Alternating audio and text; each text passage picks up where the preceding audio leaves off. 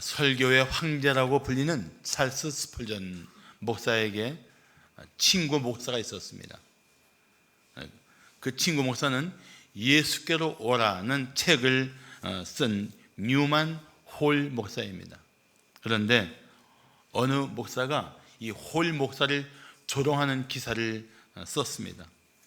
한동안 홀 목사는 애써 참았지만 그 기사가 날로 인기를 끌자 더 이상 참지 못하고 결국 항의하는 편지를 쓰게 되었습니다. 그런데 그 편지가 그냥 공격을 넘어서 복수의 독설로 가득했습니다. 다행히도 홀 목사가 그 편지를 보내기 전에 친구 스펄전 목사에게 찾아가서 조언을 구했습니다. 그 독설이 가득한 편지를 찬찬히 읽고 난 후에 스펄전 목사가 이렇게 말했습니다. 그 편지를 받아 마땅한 사람이구만. 그런데 한 가지 부족한 것이 있네. 그 자네 서명 아래에 예수께로 오라의 저자라고 좀 적어 놓게나. 그 순간 홀 목사에게 그런 글을 쓰고 예수께로 사람을 이끌어야 될 목사가 자기의 분노를 주체하지 못하고 독설만 퍼붓는 존재가 되어서 되겠는가 하고 그는 순간적으로 깨닫게 됩니다. 그리고 그 편지를 친구 스펄전 앞에서 쫙쫙 찢어서 버렸다고 합니다. 김명규 목사는 이런 글을 썼습니다. 사람을 한번 미워하기 시작하면 장점과 좋은 점과 오해하고 있을 만한 점은 찾지 않고 지속적으로 내가 미워하는 것이 정당한 것을 입증할 만한 더 미운 점들을 찾아내고 만들려고 한다. 그 맞는 말입니다. 우리가 그렇게 살고 있어요. 사람들 중에는 보면은 매사 삐딱하게 생각하는 사람이 있습니다. 보아도 삐딱하게 보는 사람이 있어요. 이런 사람들 별명이 있죠. 삐딱이. 근데 사실은 알고 보면 이런 사람들은 마음이 병든 사람들입니다. 이웃을 볼 때 건강한 시각과 건강한 마음을 가지려면 먼저 사랑하는 마음으로 바라보아야 합니다. 긍휼히 여기는 마음으로 보아야 합니다. 자기 의가 강한 사람일수록 비판의 화살을 날리고 비난의 채찍을 휘두릅니다. 맞는 사람이 얼마나 고통스러워하는지 알지도 못하고 그냥 냉정하게 말하고 행동합니다. 성도는 점점 더 악하고 거칠어지는 이 세상에서 사실은 축복의 통로가 되어야 합니다. 잘 끼어지고 상처투성이가 되는 인간 관계 속에서 화목하게 하는 중재자가 되어야 합니다. 특히 이 코로나 바이러스로 사람들이 점점 거칠어지고 점점 생명에 대한 경의를 잃어버린 채로 너무나 우리는 막 살아가고 있는 시대에 살고 있다고 생각합니다.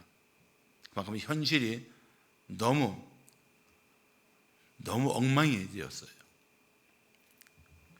그래서 이런 상황 속에서 우리는 성도다운 삶으로 약한 세상에서 선을 향하고 이 어둠 속에서 빛으로 살아야 할 이유가 있다는 것입니다. 자, 성도가 인간관계 속에서 선을 행하려면 어떻게 해야 할까요? 첫째, 주님의 명령에 집중해야 합니다. 주님 말씀하시는 대로 살기를 힘써야지 우리는 악을 이길 수 있는 선한 능력을 갖추게 될 것입니다. 믿습니까? 여러분, 영국의 조지 키플링은 정글북이라는 소설을 썼습니다. 그래서 이 소설로 말미암아 그의 나이 42살 때인 1907년에 노벨 문학상까지 받았습니다. 그런 키플링이 1910년 자기 아들이 12살 되었을 때 아들을 위해서 시를 하나 쓰게 됩니다. 그 시의 제목이 If, 만약에 라는 시입니다. 만약에. 그것은 험한 세상의 길잡이가 되었으면 싶은 아버지의 마음을 담아서 32행의 시를 쓴 것입니다. 그 시는 이렇게 시작합니다. 내 아들아, 모든 사람이 이성을 잃고 너를 비난해도 냉정을 유지할 수 있다면, 모두가 너를 의심할 때 자신을 믿고 그들의 의심마저 감싸 안을 수 있다면, 이렇게 시작되는 시예요. 중간에 이런 부분도 있습니다. 네가 말한 진실이 악인들 앞에서 왜곡되어 어리석은 자를 올가매는 덫이 되는 것을 네가 참을 수만 있다면. 그리고 그는 결론적으로 이렇게 기록하고 있습니다. 무엇보다 아들아, 너는 비로소 어른이 되는 것이다. 아들이 겪게 될 인간관계 속에서 참 별의별 일들이 많이 있을 텐데 그걸 이겨내면서 점점 성숙한 어른이 되기를 바라는 키플링의 아버지로서의 마음이 오롯이 담겨있는 그런 글이었습니다. 우리가 나이만 먹는다고 어른이 되는 것이 절대 아닙니다. 성숙한 인격을 갖춰야 어른이 됩니다. 더구나 우리 그리스도인들은 예수 그리스도의 성품을 닮아가야 성숙한 그리스도인이 되는 것입니다. 예수를 닮아가야 돼요. 성숙한 성도일수록 쉽게 이성을 잃고 날뛰는 사회에서 악한 자들이 득세한 것처럼 보이는 이 세상에서 선을 행해야 합니다. 하나님은 우리가 그리스도인다운 인격을 갖추기를 원하십니다. 우리가 그렇게 살기 위해서 무엇보다 하나님 말씀대로 살기를 힘써야 합니다. 오늘 본문 14절을 말씀하기를 너희는 너희를 박해하는 자를 축복하라. 축복하고 저주하지 말라고 말씀하고 있습니다. 이것은 예수님께서도 제자들에게 산상수훈 때 말씀하신 내용입니다. 마태복음 5장 43절과 44절을 보시면 예수님께서 이렇게 말씀하셨습니다. 또 내 이웃을 사랑하고 내 원수를 미워하라 하였다는 것을 너희가 들었으나 나는 너희에게 이르노니 너희 원수를 사랑하며 너희를 박해하는 자를 위하여 기도하라고 말씀하고 있습니다. 사실 우리에게 억울한 말과 행동을 하는 사람들을 생각하면 자다가도 잠이 깨고 그 안에 불끈거리며 솟아오르는 분노를 삭히기가 쉽지 않습니다. 더구나 그를 축복하라니 이는 더더욱이 말이 안 되는 것처럼 느껴질 만큼 우리는 이 명령을 대하기가 쉽지 않습니다. 그렇지만 이 명령은 인간의 상식과 본능을 초월한 하나님의 명령입니다. 내 상한 감정대로, 내 본성대로 살지 말고 하나님의 말씀을 듣고 그 말씀을 따라 살라는 강력한 명령입니다. 그러므로 우리는 내가 상한 마음대로 말하고 행동할 것인지 아니면 주님 말씀대로 살 것인지를 결단해야 합니다. 물론 답은 분명합니다. 하나님 뜻에 따라야 합니다. 하나님 말씀에 집중하십시오. 그리고 그 말씀에 순종하십시오. 물론 마음의 분노를 가라앉히기가 어렵고 내게 고통 준 사람에게 보복하고 싶은 마음이 강렬할 것입니다. 그렇지만 우리가 주님의 은혜를 입은 자로서 주의 말씀대로 보복하지 않고 축복한다면 하나님께서는 당신에게 먼저 놀라운 마음의 평안과 은혜를 부어 주실 것입니다. 우리는 이 명령의 핵심을 붙들어야 합니다. 하나님께서 오늘 주신 이 14절의 말씀은 이런 메시지로 고쳐서 말씀드릴 수 있습니다. 너를 힘들게 한 인생들, 그들을 마음으로라도 저주하지 말라. 아예 저주할 생각조차 하지 말라. 내가 해야 할 것은 오직 그를 위하여 기도하고 축복하는 것이다. 그런 뜻이에요. 마음으로 잘 받으시고 그렇게 살아가시기를 축복합니다. 베드로전서 3장 9절을 말씀하기를 악을 악으로 욕을 욕으로 갚지 말고 도리어 복을 빌라. 이를 위하여 너희가 악한 자에게 똑같이 행동하지 않고 복을 빌게 하기 위하여 너희가 부르심을 받았으니 이는 복을 이어받게 하려 하심이라. 악한 자에게 똑같이 악하게 행하지 않고 그를 위해 기도할 때 하나님께서 주시는 복이 있습니다. 반드시 예비하신 은혜가 있습니다. 사랑하는 성도 여러분, 우리를 향해서 고통을 주고 비열하고 참 못된 언행으로 우리 마음에 상처를 준 사람이 있을지라도 저주하지 말고 축복하십시오. 힘들지만 주님, 제가 저주하지 않고 축복할 수 있도록 나를 도와주십시오라고 기도하면서라도 그 말씀을 집중하고 그 말씀을 따라 살아가십시오. 그러면 이 명령에 순종하는 자에게, 이 명령을 따르는 성도에게 놀라운 하나님의 역사가 일어날 것입니다. 자, 성도가 인간관계 속에서 선을 행하려면 어떻게 해야 할까요? 둘째, 이웃의 상황에 공감해야 합니다. 이웃의 상황에 공감해야 돼요. 영국의 찰스 램은 세계적인 수필가였습니다. 그가 젊었을 때 한 여인을 사랑했습니다. 그리고 그 여인의 집에 초청을 받았습니다. 얼마나 좋은지 들뜬 마음을 주체할 수 없어서 여인의 집이 가까워지자 그는 냅다 달리기 시작했습니다. 그런데 정작 도착한 여인의 집 문은 굳게 닫혀 있었습니다. 그뿐 아니라 그날부터 전혀 연락이 되지 않다가 일주일 후에 한 사람이 찾아와 여인의 편지를 전해주었습니다. 그 편지에 이런 내용이 적혀 있었습니다. 램씨, 당신이 우리 집에 오던 날 나도 창문 밖을 보며 당신을 기다렸어요. 그런데 달리던 당신이 연약한 할머니를 밀치고 오는 것을 봤습니다.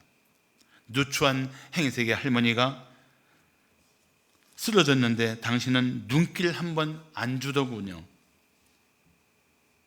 연약한 할머니도 배려하지 못하는 사람의 사랑을 어찌 믿을 수가 있겠습니까? 우리는 그만 만나는 것이 좋겠습니다. 그런 편지였어요. 찰스 램은 훗날 이 일을 통해서 이런 고백을 했습니다.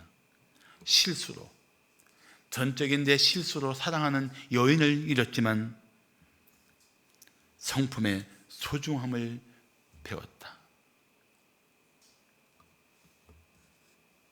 자, 오늘 15절 말씀하기를 즐거워하는 자들과 함께 즐거워하고 우는 자들과 함께 울라고 말씀하고 있습니다.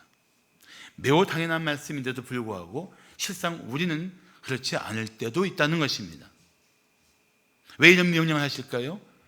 우리가 이렇게 살지 않으니까 명령하신 거예요. 당연한 것조차도 제대로 하지 못하니까 명령하신 거예요. 이 말씀을 비틀어 읽으면 어떻게 될지 아십니까?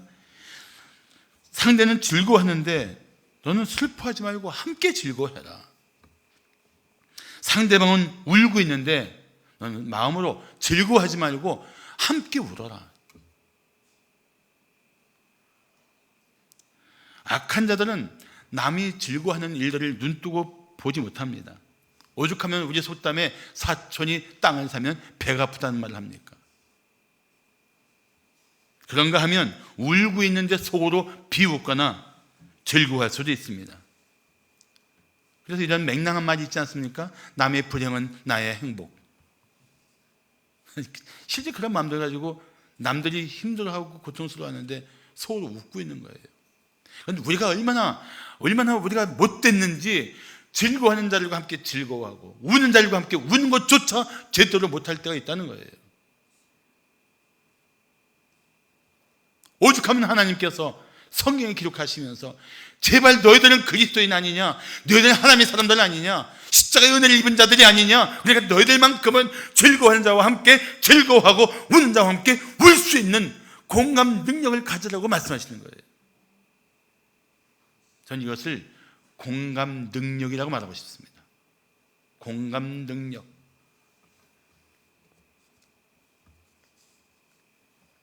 정도는 공감 능력을 가져야 됩니다. 그런 척하고 겉으로만 하는 것이 아니고 정말 마음을 다해서 함께 웃고 함께 울 수 있어야 합니다. 이런 공감 능력을 키우기 위해서는 한 영혼을 사랑할 뿐 아니라 그 사람 앞에 겸손한 태도를 가져야 합니다. 16절 말씀하기를 서로 마음을 같이 하며 높은 데 마음을 두지 말고 도리어 낮은 데 처하며 스스로 지혜 있는 채 하지 말라고 말씀하십니다. 공감 능력을 키우려면 겸손해야 돼요. 상대방이 겪고 있는 상황을 교만한 마음으로 판단하지 말아야 합니다. 16절에 스스로 지혜 있는 채 하지 말라는 얘기는 상대방 무시하지 말고 너만 똑똑한 척 하지 말라는 거예요. 상대방이 고통 중에 있는데 그렇게 사니까 그런 일을 당하지, 이런 매몰찬 생각하지 말라는 것입니다. 잘 되는 사람을 보고 참 별 볼 일 없는 사람이 나보다 못한데도 참 운이 좋아서 잘 되고 있네, 뭐 오래 가겠어, 이런 그런 잘못된 마음 가지고 사람들을 보지 말라는 것입니다. 그건 하나님의 사람다운 언행 심사가 아니에요. 어거스틴은 어느 날 제자 한 명이 이런 질문을 했습니다. 어거스틴에게 질문한 거죠. 그리스도의 덕목 중 중요한 게 무엇입니까? 그때 어거스틴은 이렇게 대답했다고 합니다. 첫째, 겸손이 있어. 둘째도 겸손, 셋째도 겸손이야. 특히 우리는 그리스도 안에서는 최대한 자신을 낮추고 상대방을 높여주면서 겸손한 마음으로 서로에게 다가갈 수 있어야 합니다. 그래야 공감 능력을 가진 이웃이 될 것입니다. 그래야 하나님의 사람답게 이웃을 끌어안고 함께 울고 함께 웃을 수 있는 그런 이웃들에게 좋은 이웃, 선한 이웃이 될 수 있을 것입니다. 그래야 이 시대에 고통을 당하는 자들을 위로하고 이 시대에 상처받은 영혼들을 끌어안고, 그래야 그들에게 예수 그리스도의 마음을 가지고 접근할 수 있게 될 것입니다. 마지막으로 성도가 인간관계 속에서 선을 행하려면 어떻게 해야 할까요? 하나님의 진노에 맡겨야 합니다. 내가 그 악한 행동에 대해서 일일이 판단하고 정죄하고 보복하려는 마음들을 다 내려놓고 하나님께 맡겨야 돼요.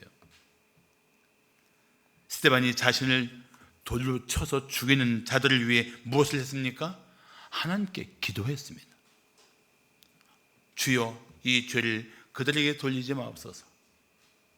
아니, 자기를 죽이는 자들을 위해서 오히려 하나님의 은총을 구하다니 이게 어떻게 가능한 일입니까? 근데 그 가능한 이유가 있었습니다.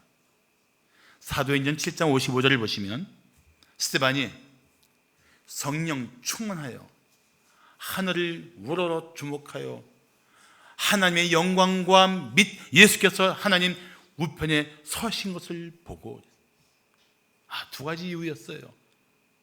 자기를 죽이는 자들을 위해서도 하나님의 은총을 구할 수 있었던 이 놀라운 기도의 비밀은 두 가지였어요. 첫째, 성령 충만이요, 둘째는 하나님을 주목한 것입니다.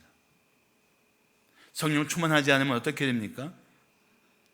자기 안에 타락한 본성대로 말하고 행동하게 됩니다. 성령 충만은 내 안에 타락한 본성, 죄의 악한 것들을 다 누르고 하나님이 기뻐하시는 삶의 방식대로 살게 하거든요. 성령 충만한 사람은 자기를 죽이는 자들을 위해서도 기도할 수 있는 이 놀라운 삶이 가능하다는 것입니다.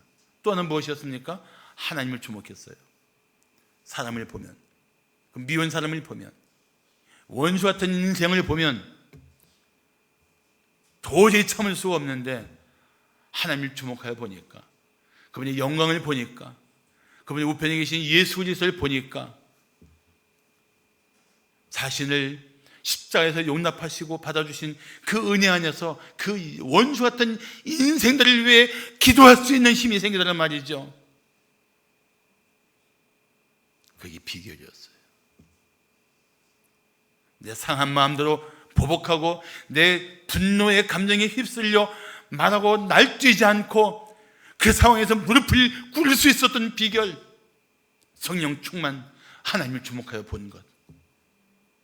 제가 젊었을 때, 성질 충만할 때, 성령 충만의 반대말이 나한테는 성질 충만이에요. 화나는 대로 스프링처럼 튕겨 올라가면서 말하고 행동했었던 적이 있었습니다. 계속 분열이었죠. 싸움이고 원수지고 등 돌리고. 중요한 것은 우리가 직접 악한 자를 심판할 권리가 없다는 것입니다. 우리가 친히 원수를 갚겠다고 하는 것은 하나님이 하실 일을 내가 나서서, 내가 나대는 하나님의 임재 앞에 오만한 태도인 것입니다. 하나님께 맡길 줄 아는 것, 그게 믿음으로 사는 것입니다. 어떤 악인도 심판할 권세는 오직 하나님께 있습니다. 하나님께 다 맡겨야 돼요. 예수님께서도 십자가에 오르시면서도 하나님께 다 맡기지 않았습니까? 하나님이신 그분도 아버지의 뜻에 맡겼다 하시면, 하물며 우리는 어떻습니까? 오늘 17절 말씀하기를 아무에게도 악을 악으로 갚지 말고 모든 사람 앞에서 선한 일을 도모하라고 말씀하십니다. 여기 도모하라는 단어가 재밌어요.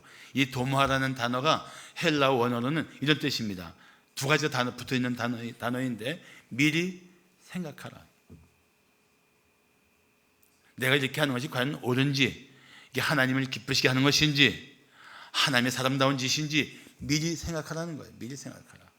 말하고 행동하기 전에 잠깐만 참고, 막 쏟아져 나오는 것 이를 꽉 물고 막아놓고 잠깐만 생각하는 거예요. 미리 생각하는 거예요.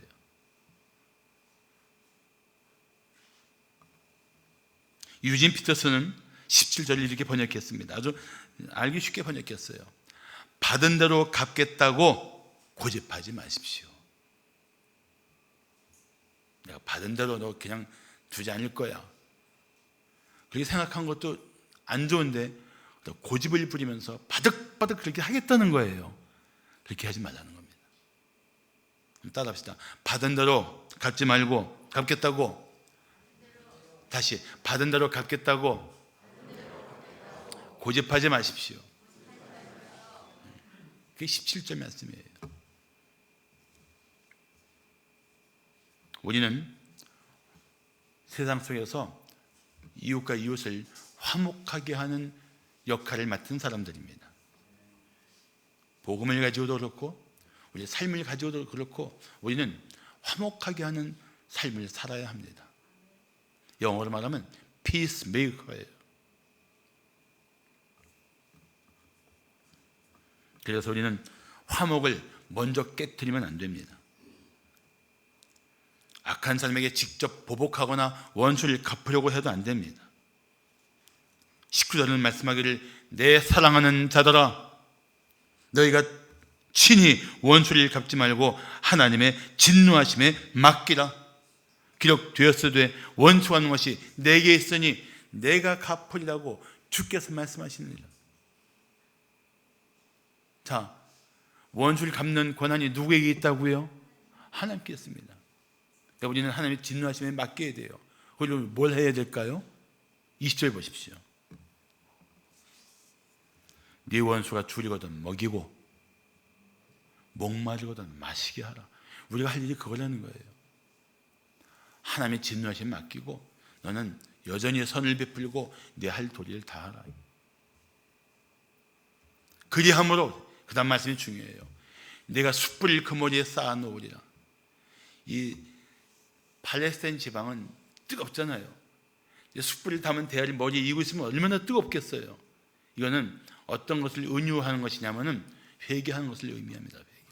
회개하는 것. 그래서 네가 하나님의 사람답게 선을 행하면 그가 회개할 것이다. 그러니까 나는 선을 행함으로 그가 회개할 기회를 주고, 그런데 불구하고 그가 돌이키지 않을 때에는 그의 죄를 향한 하나님의 진노하심이 있을 거니까 그건 하나님께 맡겨라. 하나님께 맡길 것은 맡기고 내가 할 도리는 내가 하라는 뜻입니다. 그게 그리스도인의 삶의 방식이에요. 우리가 살아야 할 하나님의 뜻입니다.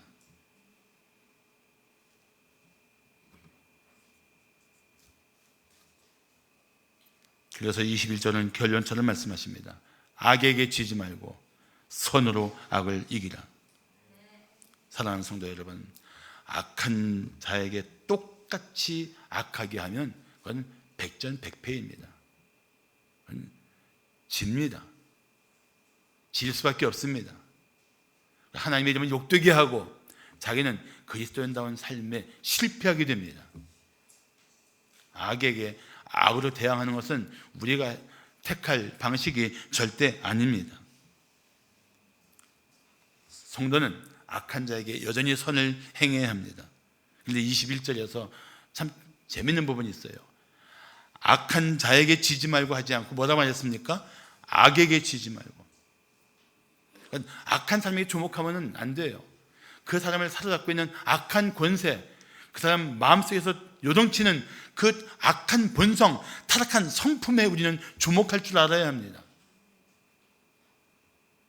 사람을 꺾고 사람을 이기려고 하다가는 다 깨지는 거예요. 성경은 악한 자에게 지지 말고 한 말씀하신 게 아니고 악에게 지지 말라. 예를 들면 어떤 사람이 병에 걸렸어요. 나를 굉장히 힘들게 해요. 우리가 그 사람을 미워하는 것이 옳습니까?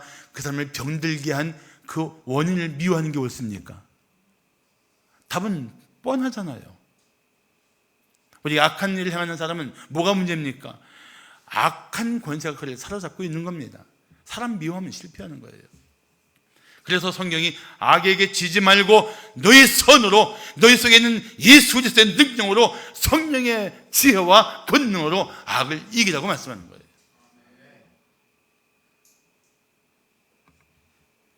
사람과 싸워서 이긴다 한들 사람을 이기면 아무 소득이 없습니다. 그렇지만 악한 권세를 이기면 우리를 힘들게 하는 사람들이 회개할 수 있습니다. 그것이 바로 성도답게 승리하는 삶인 것입니다.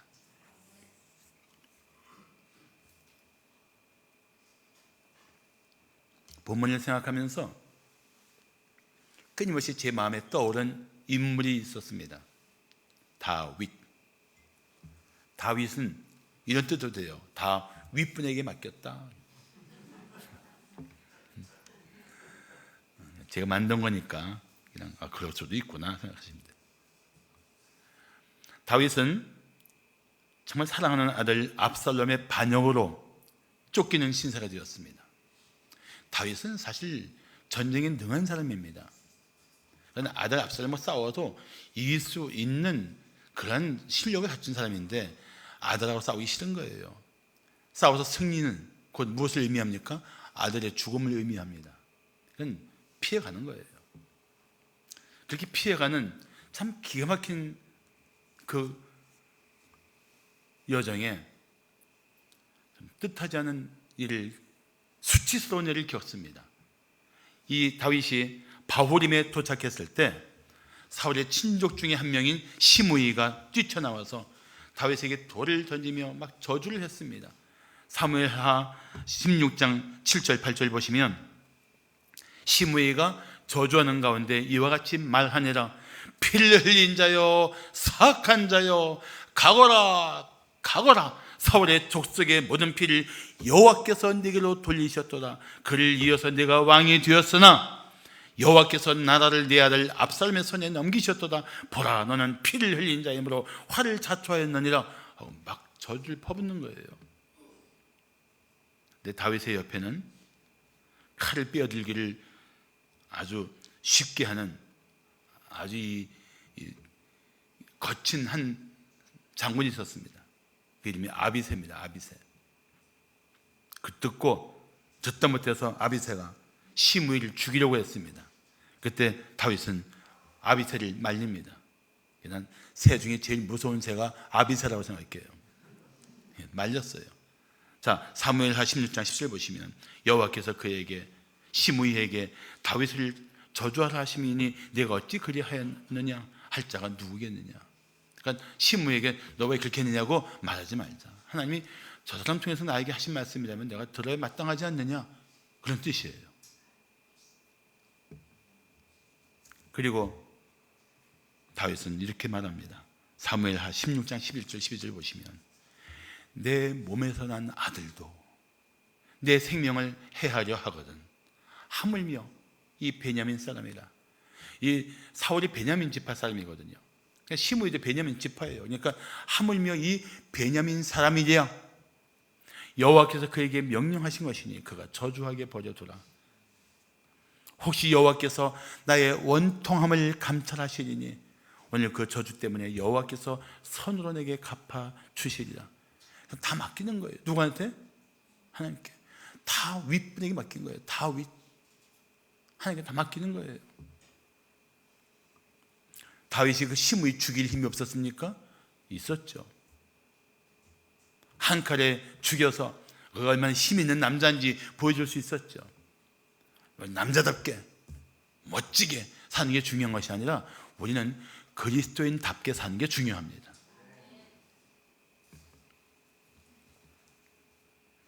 다윗은 시므이의 비열한 행동에 맞서지 않았습니다. 밉살스러운 시므이에게 보복하지 않았습니다.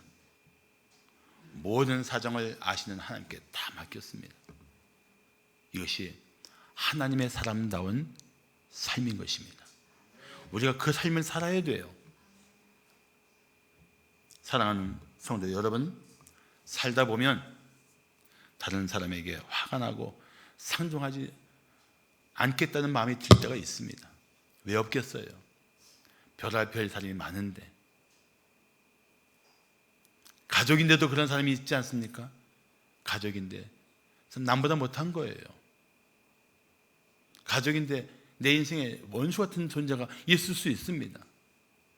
그런데도 불구하고 그들을 내 마음에서 내칠 수 있습니까? 가족인데. 마찬가지로 예수 그리스도의 보혈로 하나님을 아버지라 부르는 이 교회 지체 안에서 우리에게 잘못한 사람을 내칠 수가 있겠어요? 마음에서 지울 수가 있겠어요? 관계를 끊고 사는 것이 평안할 수가 있겠습니까? 없어요. 그렇다면 우리가 할 일이 무엇입니까? 선으로 악을 이기는, 그래서 저주하지 않고 축복하며 그들을 위해 기도하며 그들이 하나님의 은혜 가운데 회복하기를 기도하는, 이것이 우리가 해야 할 결단이 아니겠습니까? 우리 그렇게 살아야 돼요. 그렇게 살도록 부르심을 받은 존재들인 것입니다.